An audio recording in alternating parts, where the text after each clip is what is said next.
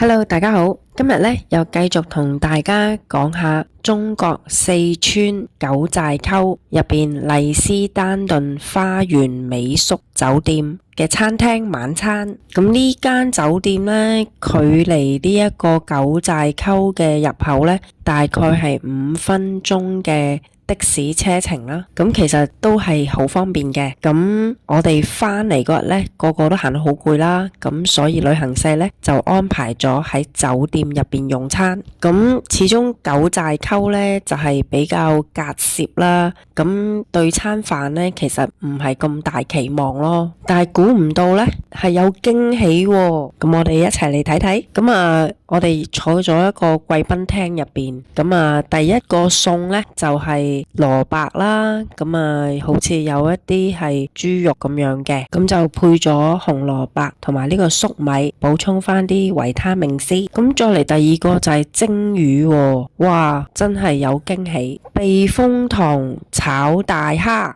咁就白飯任裝。咁呢個係蛋餃啊，咁呢個呢係合桃螺啊。因為當地咧係好流行呢個青螺啊，佢哋用嗰個原料咧係做咗好多米通啊咁樣嘅，咁呢一個咧好似係啲麵包咁樣嘅質感咯，都幾好味嘅。不過咧就唔係人人食得慣。咁跟住就有個甜酸肉咁樣。再嚟呢，就係有啲墨魚仔啊，嗰個花好特別。咁呢個呢，就係煙燻鴨，呢個嘅伴碟嘅花呢，都係幾誇張。咁就滷水豆腐啊。